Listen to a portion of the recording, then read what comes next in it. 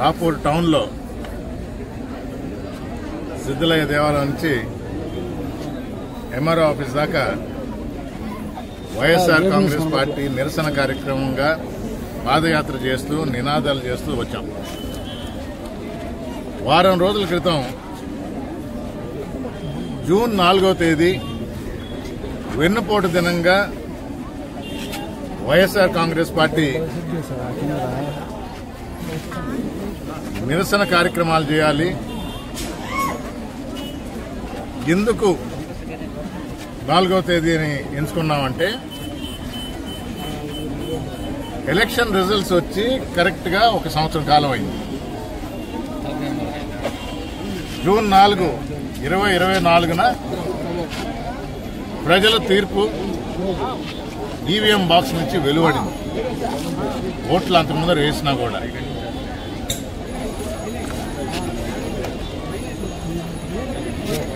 ఏ విధంగా కూటమి ప్రభుత్వంలోకి వచ్చింది, దానికి సారథ్యం వహించి అధిక సీట్లు తీసుకున్న చంద్రబాబు నాయుడు గారు స్ట్రైక్ రేట్ 100% అని చెప్పుకున్న జననేత, జనసేన నేత పవన్ కళ్యాణ్ గారు తప్పిపోయి అనలా జననేత అనేది కూడా. ఎందుకంటే నేను మనుషులతో ఉంటాను, మీ తరఫున ప్రశ్నిస్తాను, మీకోసం పోరాడతాను, అధికారంలో ఉన్నా కూడా ప్రశ్నిస్తానని చెప్పిన పవన్ కళ్యాణ్ గారు. వీరిద్దరూ కలిసి మేనిఫెస్టోని రిలీజ్ చేశారు. వీళ్ళిద్దరే. బీజేపీ ఆ రోజు అంటే పూర్వానుభవంతో, గత అనుభవంతో చంద్రబాబు నాయుడు గారితో కలిస్తే హామీలు అటకెక్కుతాయి, మేము దానికి బాధ్యత వహించము, మేనిఫెస్టోలో మా బొమ్మ ఉండకూడదు, మా గుర్తు కూడా ఉండకూడదని తొలగించడం జరిగింది. ఆ రోజు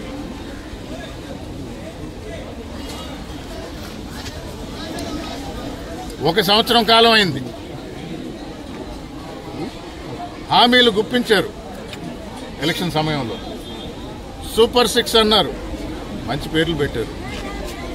సూపర్ 6 అంటే నాకు మీకు కాదు, జనాలకు అందరికి కూడా తెలుసు. 143 హామీలు ఇచ్చారు. మొత్తం ఎవరిని వదిలిపెట్టల. ఆంధ్ర రాష్ట్రంలో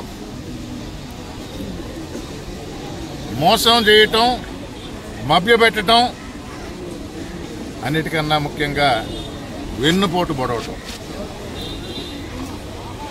తెలుగుదేశం యొక్క పేటెంట్ అది, రిజిస్టర్ చేసుకున్నారు.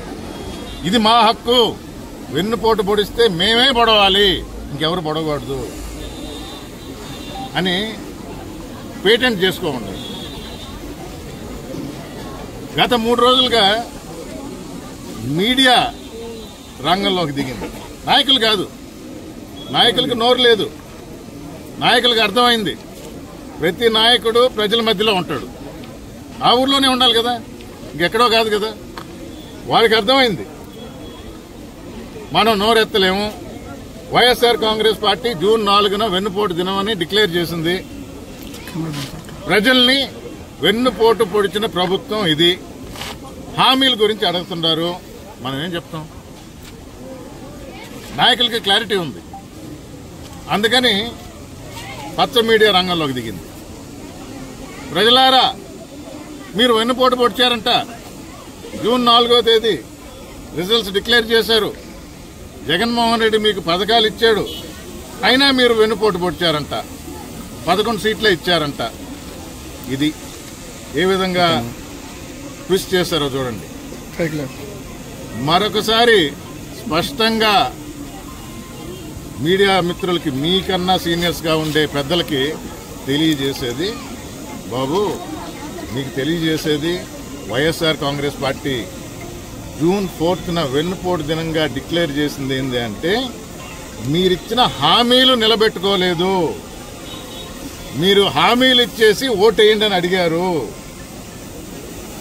ఈ హామీలు, ఈ పథకాలు వైఎస్ఆర్ కాంగ్రెస్ పార్టీ చేసిన పథకాల కన్నా మెరుగ్గా చేస్తాము. ఇప్పుడే చెప్పారు. ఒక్కొక్క ఫ్యామిలీలో ఒక్కొక్క పిల్లాడికి 15,000 ఇస్తుంటే మీ అందరికీ తెలుసు ఇప్పటికీ రాష్ట్రం అంతా మారిమోగిపోతుంది.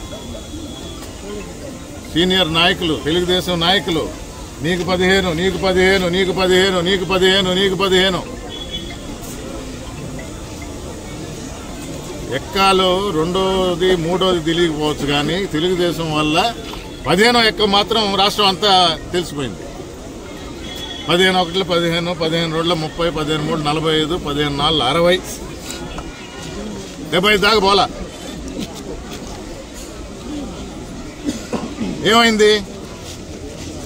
ఏమైంది హామీ?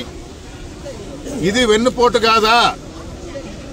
ఆంధ్ర రాష్ట్ర ప్రజల్ని ఈ పోటు వెన్నుపోటు కాదా అని ప్రజల తరఫున వైఎస్ఆర్ కాంగ్రెస్ పార్టీ నిలిచి ప్రభుత్వాన్ని ప్రశ్నిస్తుంది. ఇప్పటికైనా అర్థమైందో లేదో. హామీలు ఇచ్చారు, ప్రజలు నమ్మారు, ఓట్లేశారు. ఏమైంది హామీలు? 1 సంవత్సరం కాలం అయింది. మేము 2వ రోజు అడగల, 2వ నెలలో అడగల. 1 సంవత్సరం కాలం వేచి కరెక్ట్ గా రిజల్ట్ వచ్చిన రోజు వెన్నుపోటు దినంగా ప్రకటించాం. అక్రమాలు, ఆక్రమణలు, దోచుకోవడాలు, illegal sand mining, illegal mining ఇవన్నీ పక్కన పెట్టి ప్రజలకు ఇచ్చిన హామీలు ఏమైనాయి అని అడుగుతున్నాం. కొందరు నాయకులు ప్రెస్ మీట్లు పెడుతున్నారు. మేము ఇది చేసాం, అది చేసాం, రోడ్డు వేసాం, ఇంకోటి చేసాం, అమరావతి కట్టబోతున్నాం.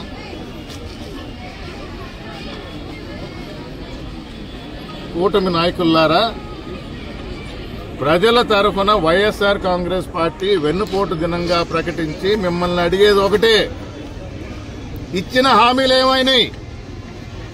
హామీలు ఇచ్చేసి ఓట్లు వేయించుకున్నారు. ఇది వైఎస్ఆర్ కాంగ్రెస్ పార్టీ నాయకులు మేము బయట ఉన్నాము లేకపోతే ప్రతిపక్షంలో ఉన్నామని కాదు. అసలు ఈరోజు మీరందరూ చూశారు. ఈరోజు జరిగిన ర్యాలీ అధికార పార్టీదా ప్రతిపక్షందా? అధికార పార్టీలో ఉంటే ర్యాలీ ఆర్భాటం ఉంటుంది, కానీ ప్రజల నుంచి ఆదరణ ఉండదు. ఈరోజు చూశారు వైఎస్ఆర్ కాంగ్రెస్ పార్టీ చేసిన ర్యాలీకి ప్రజల నుంచి వచ్చిన ఆదరణ. ప్రజల గొంతుకని, ప్రజల మనసులో ఉండే మాటని మేము మీడియా మిత్రుల ద్వారా కూటమి ప్రభుత్వాన్ని ప్రశ్నిస్తున్నాం, అడుగుతున్నాం. జవాబు హామీల గురించి ఉండాలి. మేము ఇదే రోడ్డు వేసాము, ఆ రోడ్డు వేసాము, మా కార్యకర్తలకి మంచి చేశాము, బెల్ట్ షాప్లో ప్రతి ఊర్లో ఉండేటట్టు అందుబాటులో తీసుకువచ్చాము, మా కార్యకర్తలకి రోడ్లు వేసుకోండిరా, మట్టి వేసినా బిల్లు ఇస్తాము. రోడ్డు వేసామన్నారు, 2 నెలల్లో రోడ్లు పోయినాయి.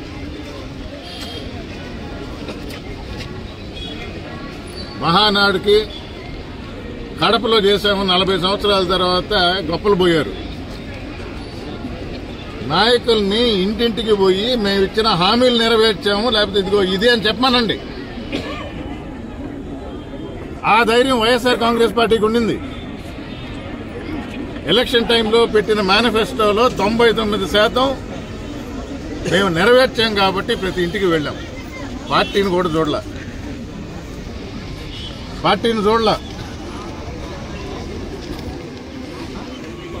వాళ్ళ అభీష్టం మేరకు ఓటేశారు. ప్రజా తీర్పుని గౌరవించాం, ప్రతిపక్షంలో ఉన్నాం. 40% ఓట్లు పడ్డాయి.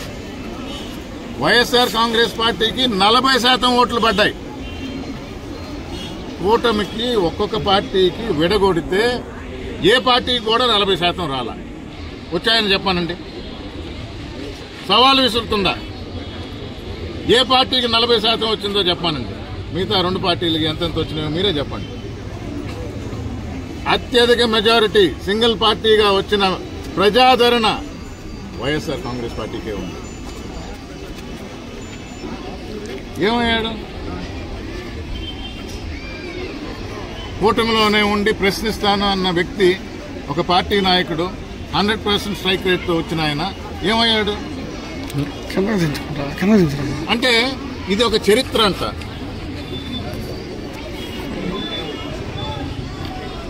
ఏ రకంగా అయినా చరిత్ర వాళ్ళకే సొత్తు, వాళ్ళకే చెల్లు. అది వరకు అంటే 19లో ఎన్ని సీట్లలో నిలబడ్డారు మర్చిపోయారు. 19లో జనసేన ఎన్ని స్థానాల్లో నిలబడింది, ఎన్ని స్థానాలు గెలిచింది? అప్పుడు స్ట్రైక్ రేట్ ఎంత? అది కూడా చెప్తే బాగుంటుంది.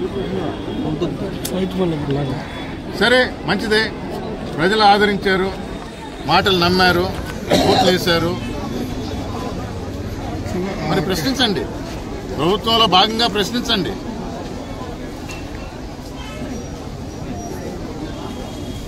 వెంకటగిరిలో నగరవనం అనే కార్యక్రమంలో సాక్షాత్తు డిప్యూటీ సీఎంగా ఉన్న ఆయన, ఫారెస్ట్ మంత్రిగా ఉన్న ఆయన పేరే పెట్టలా. ప్రతిపక్షం నుంచి మేము ప్రశ్నించాల్సి వచ్చింది, అప్పుడు పెట్టారు. ప్రశ్నించే గొంతుక మాది, అధికార పార్టీది. అందుకనే అడుగుతున్నాం,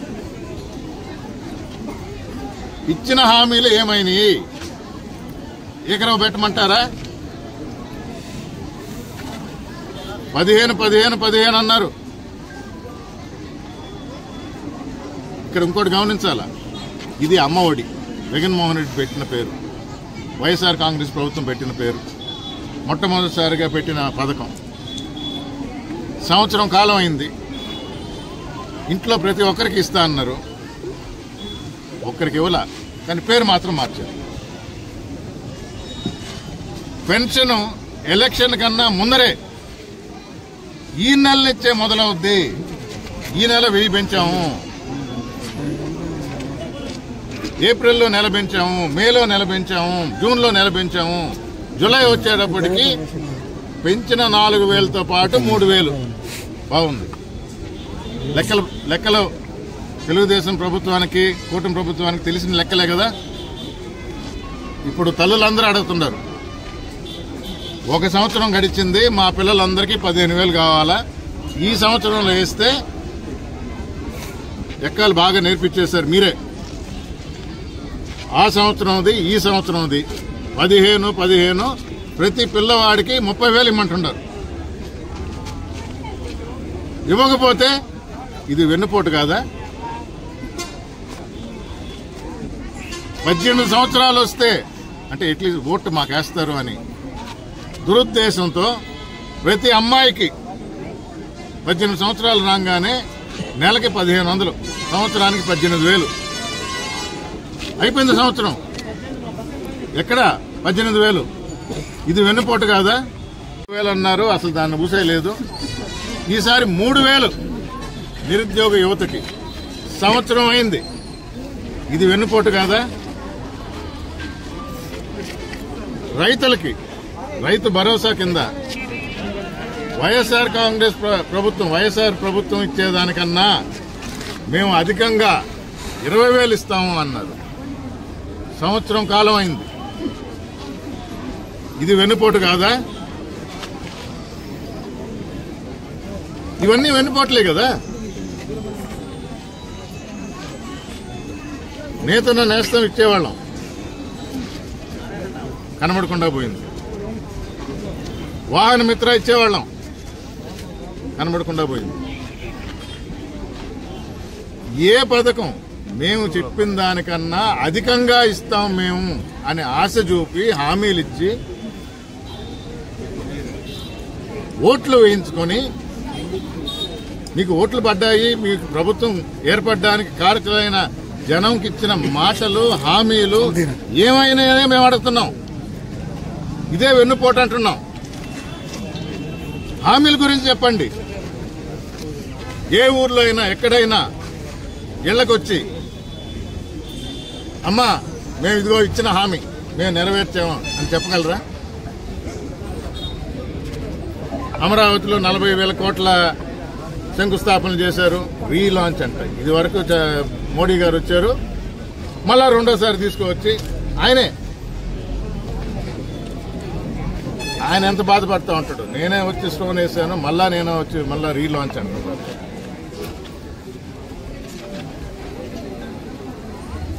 ఏ ఒక్క రైతు ఈ ఒక్క సంవత్సరంలో ఏ పంట పండించినా రాబడి లేదు, దిగుబడి లేదు. ఎవరు సంతోషం కాదు. ప్రజలు ఒక నిర్ణయానికి వచ్చారు. ఈ ప్రభుత్వం మనల్ని మోసం చేసింది. ఎప్పుడు అవకాశం వస్తే, ఎలాంటి అవకాశం వచ్చినా, అది ఎంపీ ఎలక్షన్, ఎమ్మెల్యే ఎలక్షన్ కాదు, కౌన్సిల్ ఎలక్షన్ అయినా, ఎంపీటీసీ ఎలక్షన్ అయినా, జడ్పీటీసీ ఎలక్షన్ అయినా, పార్టీ పరంగా కాకుండా ఉన్న సర్పంచ్ ఎలక్షన్ అయినా, నీటి సంఘ ఎలక్షన్ అయినా, సొసైటీ ఎలక్షన్ అయినా, ఎక్కడైనా కూడా ఈ కూటమి ప్రభుత్వాన్ని ఓడిచ్చేసి పక్కన కూర్చోబెడతామని ఒక నిర్ణయానికి ప్రజలు వచ్చారు. ఆంధ్ర రాష్ట్ర ప్రజలు. అందుకే ఈ ప్రభుత్వం ఎలక్షన్స్ పెట్టదు, అధికారులతో నడిపిస్తారు. జమిలీ ఎలక్షన్స్ వస్తున్నాయి 27. దాని లోపల ఎంత దోచుకోవటం అంత దోచేసుకుంటాం. అక్రమాలు, ఆక్రమణల గురించి నేను తర్వాత వేరేగా మాట్లాడతాం, వేరే కార్యక్రమం పెడతాం. ఈరోజు ప్రజల తరఫున జవాబు ఇవ్వమని ప్రభుత్వాన్ని నిలదీస్తున్నాం. మీరు చూసారా ఎప్పుడన్నా? శాంతియుతంగా చేశాం అంటే రూల్ అంటారు.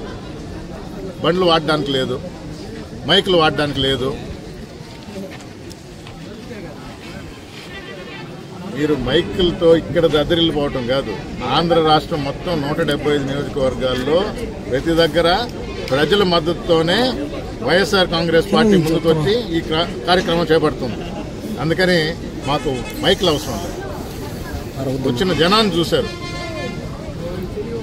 రాపూర్ టౌన్ ప్రజలు చూశారు, రాపూర్ మండలం చూసింది, వెంకటగిరి నియోజకవర్గం చూసింది. ఇది ప్రజలు కోరుకునేది. మాకు ఇచ్చిన హామీలు ఏమైనాయి అని. అందుకని ఎప్పుడు ఎలక్షన్స్ వస్తాయా, ఎప్పుడు వీళ్ళకి బుద్ధి చెప్తామా ఈ కూటమి ప్రభుత్వం అని ప్రజలు సిద్ధంగా ఉన్నారు. మేము వేసిన ప్రశ్న, మేము చేసే నిరసన ఈరోజు మీరిచ్చిన హామీలు ఏమైనాయి అని ప్రజలకు దాని గురించి వివరించండి, దాని గురించి చెప్పండి. ఎప్పుడు కూడా వైఎస్ఆర్ కాంగ్రెస్ పార్టీ ప్రజల పక్షానే ఉంటుంది. మా నాయకుడు జగన్మోహన్ రెడ్డి ప్రజల గురించి ఆలోచిస్తారు. ఆ రోజే చెప్పారు ఆయన మేనిఫెస్టో రిలీజ్ చేసినప్పుడు, మా వాళ్ళు సంతోషంగా లేరు, ఎందుకంటే 19లో ఇచ్చిన హామీ 99% నిలబెట్టుకున్నప్పుడు కొంచెం ఎక్కువ అనౌన్స్ చేయండి, ఎక్కువ పథకాలు అనౌన్స్ చేయండి అంటే కష్టపడి ఇది కరోనా సమయంలో కూడా అందజేశాను. కూటమి మేనిఫెస్టోలో ఉన్నది చేయలేరు అని స్పష్టంగా జగన్మోహన్ రెడ్డి ఆ రోజు చెప్తే, సంపద సృష్టించే తెలివి నాకుంది, ఇవి కానీ హామీ చేయకపోతే లోకేష్ గారు అన్నారు, ఇదిగో ఈ కాలర్ పట్టుకొని అడగండి అన్నారు. ప్రభుత్వంలోకి వచ్చిన తర్వాత, గద్దెనెక్కిన తర్వాత ఏమంటున్నారు? ఇప్పుడు డబ్బులు లేవు. విజన్ 2047 అంటే 47, ఇంకో 22 సంవత్సరాల తర్వాత అప్పటికి వృద్ధి రేటు పెరిగి బాగుంటే అప్పుడు ఇస్తాం, ఇప్పుడు ఇవ్వలేను. ఇది కాదా వెన్నుపోటు? ఇది కాదా వెన్నుపోటు? అందుకే వెన్నుపోటు దినం అన్నాం. వీటికి జవాబు చెప్పాల్సిన అవసరం కూటమి ప్రభుత్వం మీద ఉంది.